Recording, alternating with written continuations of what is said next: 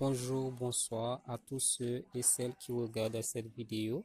Aujourd'hui, nous allons aborder le concept de science depuis son origine et les grands auteurs qui ont impacté l'idéologie scientifique.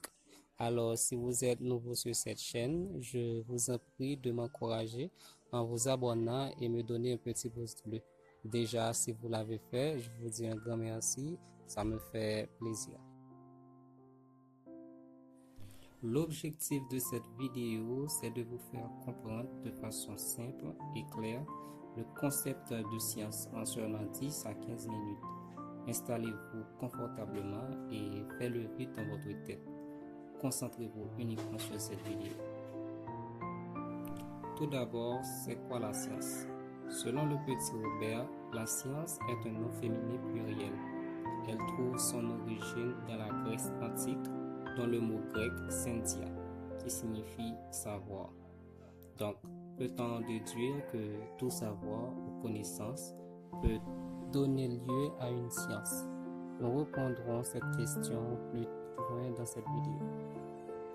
La science est une discipline ayant pour objet d'étudier les faits ou phénomènes obéissant à des lois ou par un ensemble de méthodes.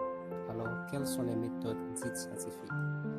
Les méthodes dites scientifiques sont premièrement l'expérimentation, deuxièmement l'observation et enfin il s'agit du raisonnement ou du calcul théorique. Donc ces trois méthodes constituent l'ensemble des canons guidant ou devant guider le processus de production des connaissances scientifiques.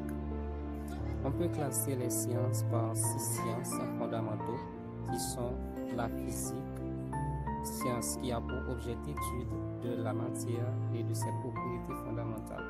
La chimie, science de la nature qui étudie la matière et ses transformations.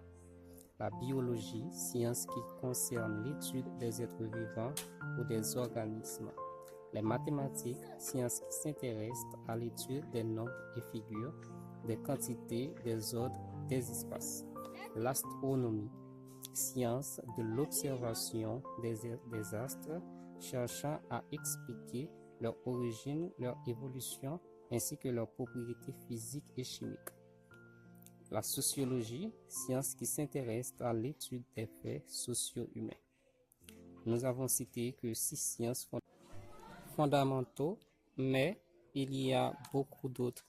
Par exemple, nous avons sciences comptables, sciences économiques, de la gestion qui découlent des mathématiques. Toutes ces sciences sont basées du même principe de l'épistémologie qui lui-même est une science qui a pour objet l'analyse critique des principes et méthodes ainsi les résultats des différentes sciences. Du point de vue de leurs évolutions, l'épistémologie s'efforce à en déterminer l'origine logique, leur valeur, leur portée scientifique et philosophique. Pour répondre à la question précédente, non, toute connaissance ne peut pas être affirmée comme une science s'il n'est pas épistémologiquement basé sur les grands principes que dégagent les épistémologues qui sont premièrement les fondements de cette connaissance et deuxièmement l'étude critique des principes et méthodes ainsi que les résultats de cette connaissance. À noter que la science se diffère de l'opinion par la volonté même d'expliquer et de chercher les principes même de l'explication. Il y a 3 auteurs fondamentaux qu'on peut citer qui ont impacté le monde scientifique. Premièrement, David Hume, philosophe, économiste et historien écossais.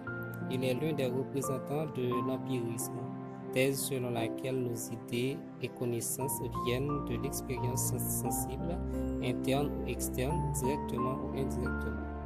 Et deuxièmement, nous pouvons citer Auguste Comte, philosophe et sociologue français, fondateur du positivisme qui est un système philosophique ayant pour but ultime l'établissement d'un nouvel ordre social, politique et moral.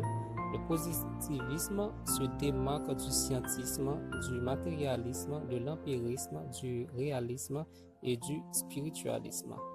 Et En troisième lieu, nous avons Karl Popper, qui est un enseignant et philosophe des sciences du XXe siècle. Pour Popper, les sciences se doivent de fonctionner de manière déductive, allant du général de la théorie au particulier du fait empirique, qui fait qu'une recherche scientifique doit principalement baser sur trois principes généraux, qui sont premièrement la théorie, et deuxièmement la déduction de conséquences, et enfin expérience pouvant réfuter la théorie.